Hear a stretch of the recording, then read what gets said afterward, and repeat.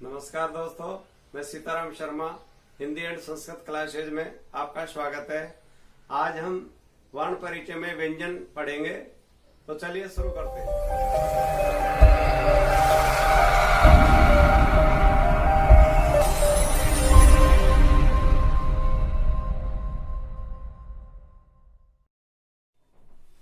दोस्तों, आज हमारा व्यंजन का टॉपिक है। व्यंजन किसे कहते हैं? जिन वर्णों का उच्चारण स्वर की सहायता से होता वे व्यंजन होते। यदि स्वर नहीं होते तो व्यंजनों का उच्चारण कदापि नहीं होता। स्वर तो होते हैं स्वतंत्र और व्यंजन होते हैं परतंत्र। एक वर्ग में 5 वर्ण होते हैं, जैसे क वर्ग के खे गे गे अणे, चे वर्ग चे छे जे जे ये, टे वर्ग टे ठे डे डे ने, ते वर्ग ते थे दे दे ने, पे वर्ग पे फे बे बे में। दोस्तों, ये 5 वर्ग होते हैं और ये 5 नहीं है, इसलिए वर्ग में नहीं, इसलिए इनका नामकरण अंतस्थ। अंतस्थ क्या होता है? इनको अर्धस्वर कहते हैं। अर्धस्वर इसलिए कहते हैं, अगर ये मान लीजिए पूर्ण व्यंजन होते तो हमारे स्वर संधि में यण संधि कदापि नहीं होती। ये वाले होते हैं ऊष्म। ऊष्म का मतलब होता है जिनके उच्चारण में गर्म वायु निकलते, वो होता है ऊष्म व्यंजन। आप अपना हाथ को होठों के पास ला करके क बोलिए और श बोलिए, कौन से में गर्म वायु निकलती है? जिसमें ज्यादा गर्म वायु निकलती है वो वाला होता है ऊष्म। ऊष्म का अर्थ होता है घर्षण, यानी जिनका उच्चारण करते समय और हवा है वो गर्म होकर के बाहर निकलती है, वो होता है ऊष्म। अब ध्यान दीजिए, अंतस्वर्ण से मतलब होता है अर्धस्वर।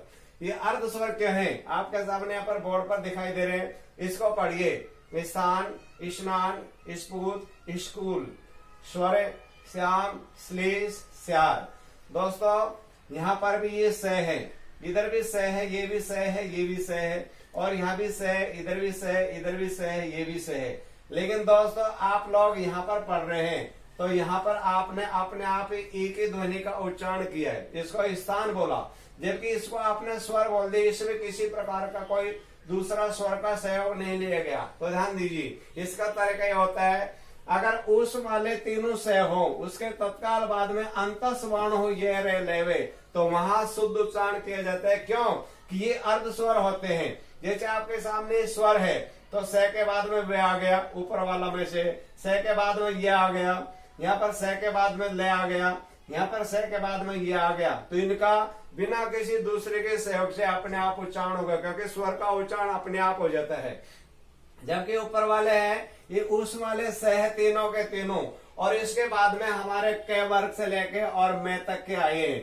यहाँ देखो, इधर स है, स के बाद में थे है, स के बाद में थे आ गया, इधर स के बाद में ने आ गया, और इधर स के बाद में पे आ गया, इधर स के बाद में के आ गया।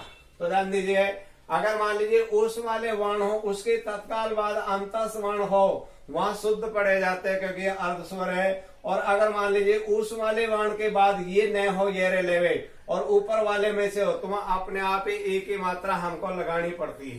ठीक है दोस्तों, अब ये वाले होते हैं संयुक्त व्यंजन। संयुक्त का मतलब होता है 2 वर्णों के योग से बनते हैं, इनको कहते हैं संयुक्त व्यंजन। ये देखो, क और स से 6 है, ये तय और य से त्रय बना है, ये ज और ये से ग बना है, ये तय और ये से दय बना है, ये स और य से श्रय बना है। तो ये वाले हमारे होते हैं संयुक्त व्यंजन। ठीक है दोस्तों, अब यहाँ पर हमारा जो आ जाता है कि मुख्य रूप से व्यंजन कितने प्रकार के होते हैं। तो दोस्तों, मुख्य रूप से व्यंजन 3 प्रकार के होते हैं। हमारा जो पहला वाला होता है, इसका बोलते हैं हम स्पर्श व्यंजन। क्या बोलते हैं? स्पर्श व्यंजन। स्पर्श व्यंजन क्यों है?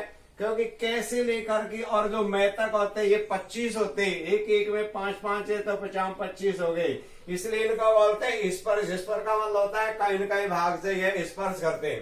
दूसरा वाला जो व्यंजन होता है वो हमारा होता है अंतस्थ। दूसरा वाला कौन सा होता है?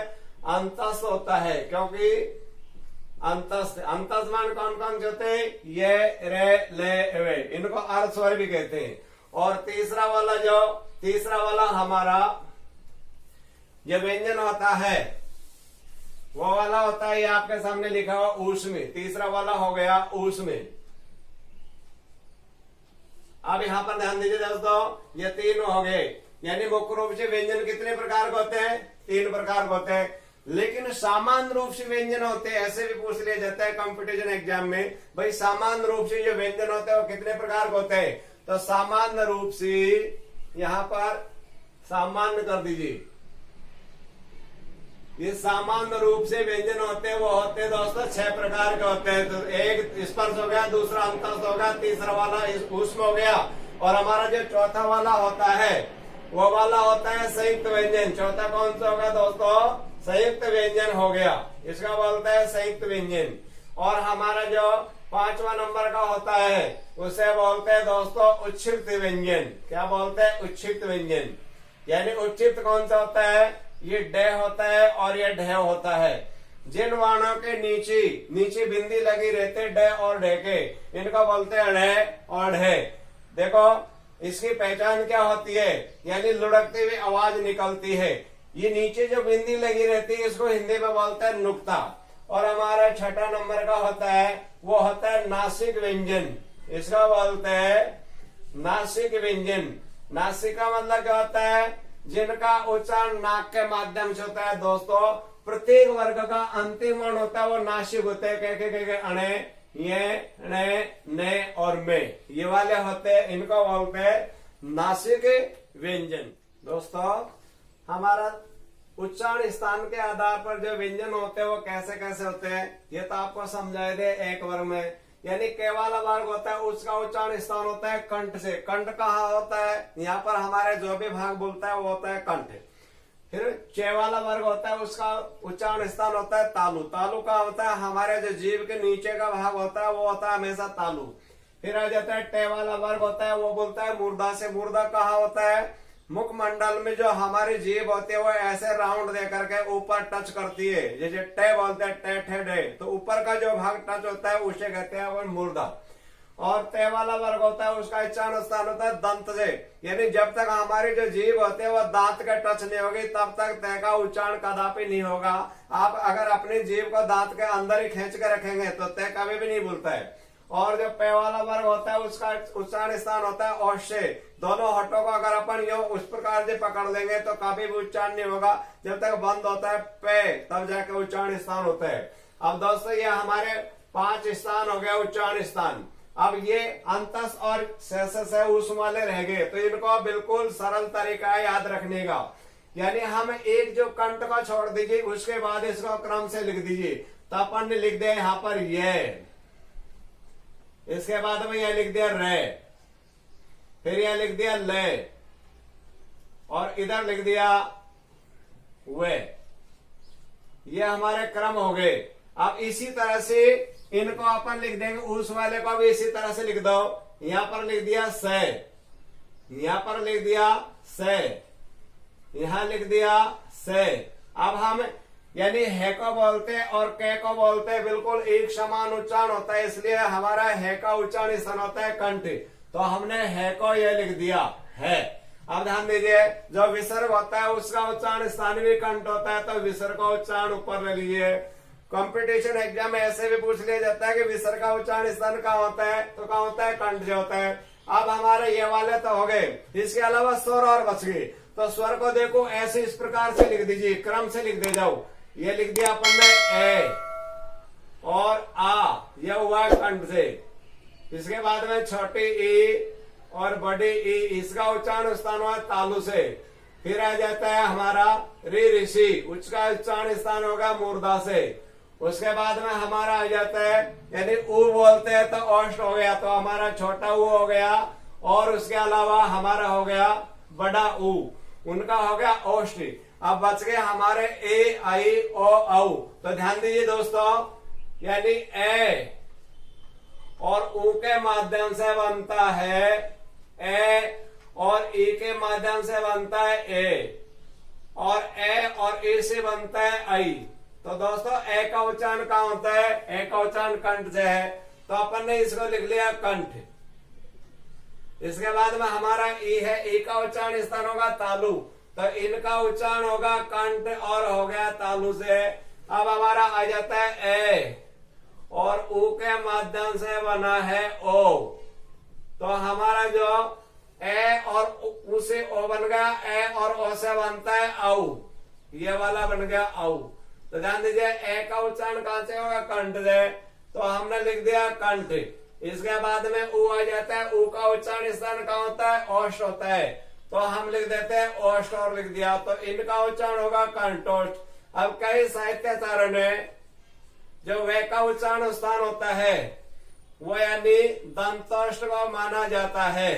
वैसे जब वह बोलता है तो दंतोष्ठ ओष्ठ से बोलता है, लेकिन ध्यान दो कंपटीशन एग्जाम में ऐसे आ जाता है कि वे का उच्चारण स्थान कहाँ है, और वैसे में ओष्ठ भी दे रखा हो और दंतोष्ठ दे रखा हो, तो आप हमेशा दंतोष्ठ को करेंगे। ठीक है दोस्तों, तो उच्चारण स्थान क्या होगा ये। अब आपके सामने स्वर कितने होते हैं 11, व्यंजन होते हैं 33। तो हम काउंटिंग करके बता देते हैं। देखो 1 2 3 4 5 6 7 8 9 10 11 12 13 14 15 16 17 18 19 20 21 22 23 24 25 26 27 28 29 30 31 32 और 33 34 35 36 37 38 39 40 और 41 42 43 और 44। वे को तो अपन ने गिन लिया था। तो स्वर कितने होते हैं 11, व्यंजन होते हैं 33, दोनों मिलाकर के कितने होते हैं 44। अब ध्यान दीजिए दोस्तों, हमारे जो यानी लिखावट के आधार पर जो वर्ण होते हैं वो दो प्रकार के होते हैं। यानी हम सबसे पहले इस प्रकार के जो खड़ी पाई होते हैं, खड़ी पाई सहित, ये वाली खड़ी पाई होते हैं खड़ी पाई सहित, सबसे पहले हम इसका प्रयोग करते हैं। जैसे देखो अपन ए लिखेंगे तो ये ए बन गया। अब इसके अलावा मान लीजिए हमने खड़ी पाई लिख दिया और इसमें हम कै लिखेंगे तो ये कै लिख दिया। इसके बाद में वे लिखेंगे वे लिख दिया। अगर मान लीजिए हम पे लिखेंगे पे लिख दिया, फे लिखेंगे फे। तो यानी सबसे ज्यादा हमारा इस खड़ी पाई का प्रयोग किया जाता है। ठीक है दोस्तों, दूसरा वाला होता है खड़ी पाई रहित। इसमें खड़ी पाई का ऐसे जो इस प्रकार का हमको मात्रा लगा करके लिखने की जरूरत नहीं पड़ती। इसमें हमेशा ऐसे इस प्रकार से छोटा सा यो लगता है। तो ये वाला हो गया आपके सामने, देखो ए, इसमें ये वाला नहीं लगा, बड़ी ए ऐसा नहीं लगा, छोटा ओ बड़ा ओ, ए आई और अणे छे टे ठे डे दे ढे दे रे है। तो ये वाले जो खड़ी पाई रितवन होते हैं वो होते 15। इसके अलावा शेष बच गए हमारे कितने, यानी 29 बच जाते हैं। तो ये 29 होते हैं, वो एक ऐसे वर्ण है उनको खड़ी पाई के आधार पर ही लिखा जाता है। जैसे आपके सामने देख लो, जैसे कह है खड़ी पाई है, इसमें खड़ी पाई, इसमें खड़ी पाई, इसमें खड़ी पाई, इसमें खड़ी पाई का प्रयोग नहीं किया, इसमें खड़ी पाई का प्रयोग नहीं किया, यहाँ पर खड़ी पाई होगी। अब आपको जिसमें खड़ी पाई का प्रयोग नहीं किया, देखो 6 में नहीं किया, इसके अलावा हमारा जो ई है इसमें नहीं किया, इसमें नहीं किया, टे में नहीं है, ठे में नहीं है, डे में नहीं है, इसमें नहीं है, रे में नहीं है। इसके अलावा हमारा जो ये द है उसमें नहीं है, इसमें फिर हमारा आ जाता है ऊ में नहीं है और इसमें नहीं है, और फिर आ जाता है ए आई ये वाले। तो ये कुल मिला के हो गए खड़ी पाई रहित होते वो होते 15, और जो खड़ी पाई सहित होते वो होते 29। दोनों को मिला के कितने बन गई 44 बन गई। अब हमारा अगला वाला जो टॉपिक है वो आ जाता है व्यंजनों को हमेशा दो प्रकार से लिखा जाता है। पहला वाला होता है स्वरांत, यानी जिसके अंत में स्वर होता है वो होता है स्वरांत। जैसे हमने मान लीजिए यहाँ पर कै लिखा, कै में क्या मिला हुआ है ए, यानी जिनके अंत में स्वर वो होते हैं स्वरांत। यहाँ पर कोई हलंत का प्रयोग नहीं किया जाता। तो हमारा जितना भी जो होते हैं, जैसे अपन ने लिख दिया कै, इसके बाद में चे वाला वर्ग, पे वाला वर्ग, पे वाला वर्ग, पे वाला वर्ग। ठीक है दोस्तों, अब यहाँ देखो व्यंजनांत जिनके अंत में हमेशा व्यंजन होता है वो होता है, जैसे हमने लिख लिया कै, अब इसमें हमने लगा दिया हलंत, जो तिरछी रेखा लगी रहती है वो होता है व्यंजनांत। इसमें ए नहीं है, जैसे च है इसमें ए नहीं है, जैसे ट है इसमें ए नहीं है, जैसे त है इसमें ए नहीं है, जैसे पे है इसमें ए नहीं है। तो जितने भी हमारे पूर्ण व्यंजन होते हैं वो होते हैं यानी हलंत वाले, जिनके नीचे तिरछी रेखा लगा दी जाती है वो होता है व्यंजन, और जिनके नीचे तिरछी रेखा नहीं लगती उसमें दोनों मिले रहते हैं, उसमें स्वर भी होता है और व्यंजन भी होता है।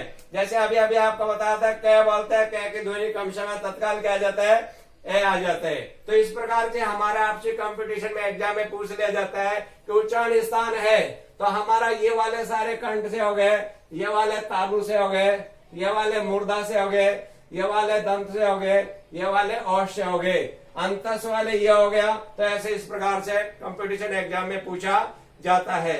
दोस्तों आपको ये वीडियो अच्छी लगी तो लाइक करें तथा हमारे इस चैनल को सब्सक्राइब करें।